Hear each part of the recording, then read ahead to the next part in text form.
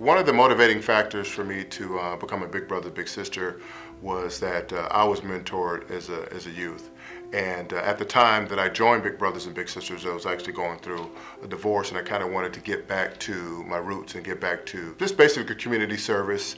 And it was important for me to kind of pass forward the things that were kind of given to me. I had the opportunity to do that through Big Brothers, Big Sisters. Not having children in my marriage, it was important to me that I could give back and help somebody else in need.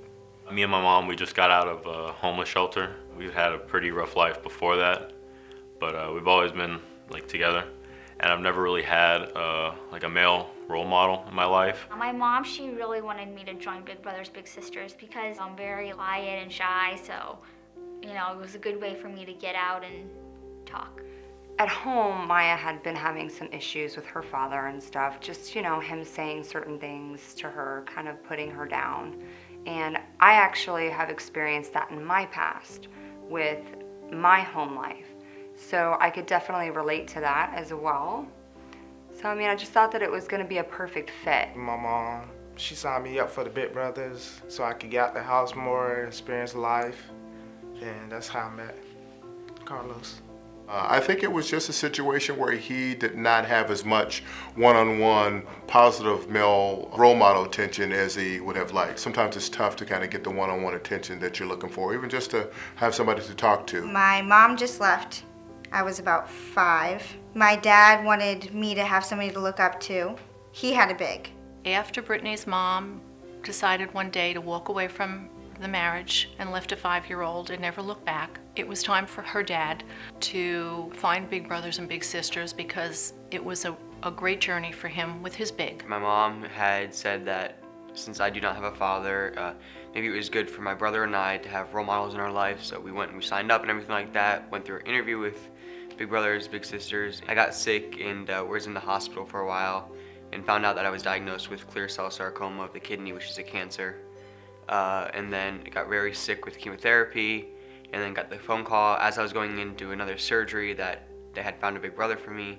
Tony's cancer was just a real eye-opener for me about the struggles that people go through because I've been so insulated from that. And when I would go to the hospital, I would walk out of there numb, thinking, gosh, you know, I have nothing to complain about. I will never complain about a sore back or a sore knee or anything again because all I have to do is think of Tony and how positive he was.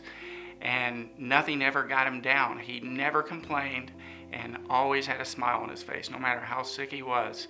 And that has inspired me to look at life differently. We had the introduction at the Big Brothers Big Sisters office, and then the first outing I went and picked him up and we just went and got ice cream and got to know each other. The next time I think we went and played basketball or soccer or something. There's nothing complicated or over the top about it, it's just spending quality time. That's all it is, it's real simple. My life is definitely better. He's someone that I can actually hang out with. He's also kind of inspired me to get good grades in high school so I can get to a good college. Big Brothers Big Sisters is a really great program. I've been in Big Brothers Big Sister for 4 years.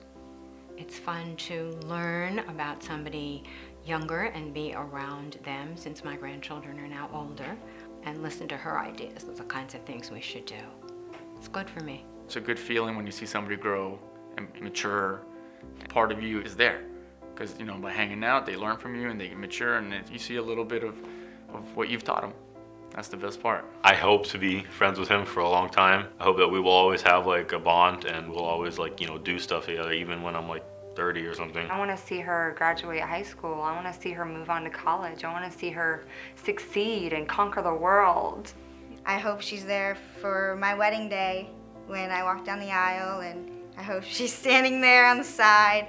There's something wonderful about being needed and getting out of your own ego, in a sense, and so that just feels good. And it's fun. You don't have to be an athlete, you don't have to be rich, you don't have to have any of those other things. You just have to be willing to spend a little time and want to shape and help mold some young person's life. It's very fulfilling.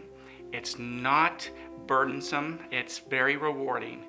And I would encourage anybody to volunteer. And you will be surprised at how much you will get out of it. If you have an hour or two of your time a week, please join Big Brothers and Big Sisters and see if you can change a child's life.